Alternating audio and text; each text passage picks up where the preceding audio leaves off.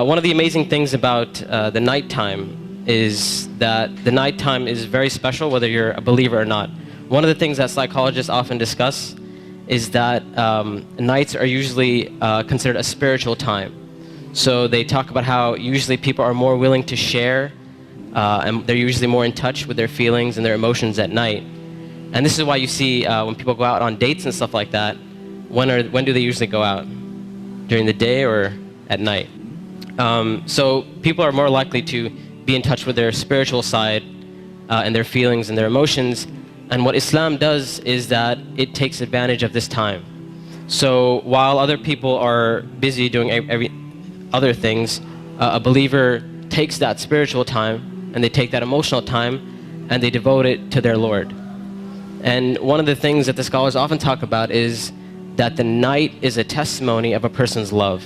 So whatever a person loves, you'll see that they'll usually devote their night to that. So if a person's only concern in life is to have fun and party and maximize pleasure, they'll spend their night trying to do that.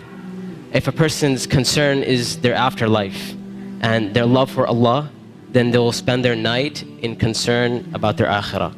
And they'll spend their night devoted to Allah Azza wa Jal. As Allah Azza wa said, وَالَّذِينَ آمَنُوا أَشَدُّ حُبًّا لِلَّهِ. That those who believe, they're stronger in their love for Allah Azza wa Jal.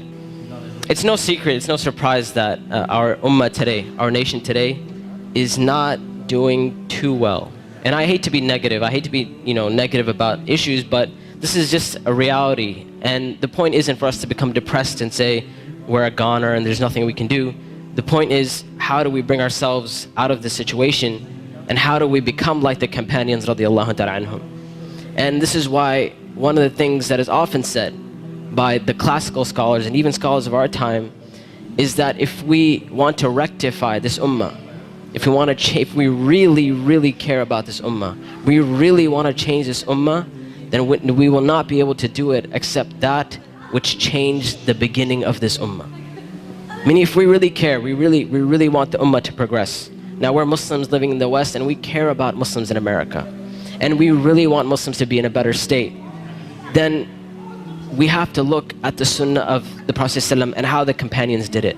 And it is in that we're going to find our ummah come to life.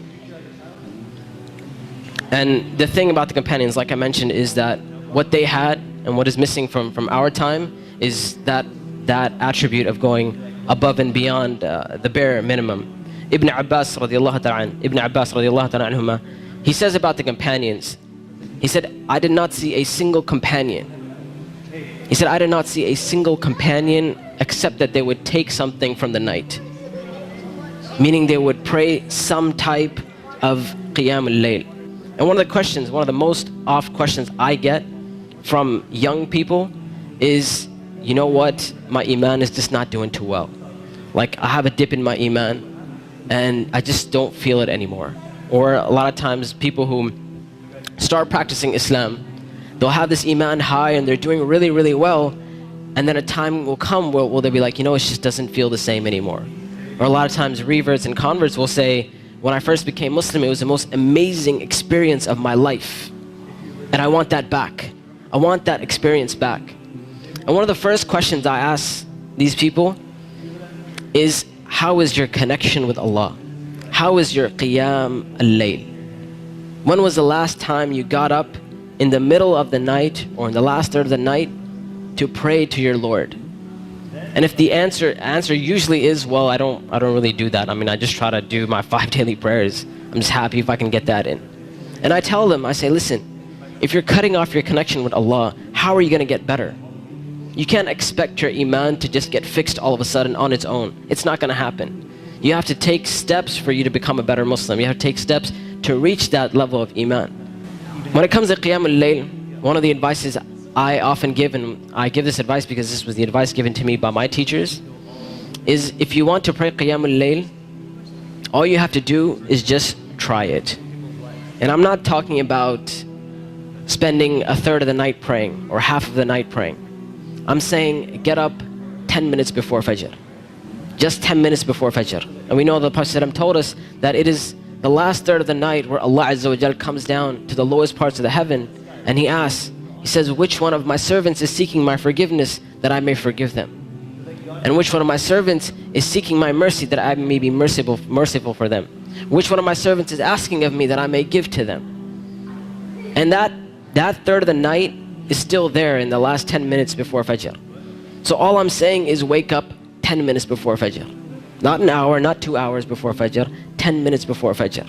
And try and pray Qiyamul Layl. And experience this amazing spiritual nature that Allah Azza wa Jal has given us. This blessing that Allah Azza wa Jal has given us. And when you get up in the night, number one, you'll see your heart transform. You'll feel your heart unlike you've ever felt it before. And I know a lot of us, and this is a problem which is very, very common, where we look at Islam and all we see is a bunch of things we have to do. And we're missing that spiritual side of Islam. We're missing that connection with Allah and our Creator. And I tell you that if you're seeking that connection, then get up and pray Qiyamul Layl. You will see your heart transform. You will see this tranquility and peace that Islam is supposed to be. You know, people talk about Islam means peace and all that kind of stuff. If you really want to experience that, get up in that last third of the night. Get up for 10 minutes and you will see that peace and tranquility descend upon you.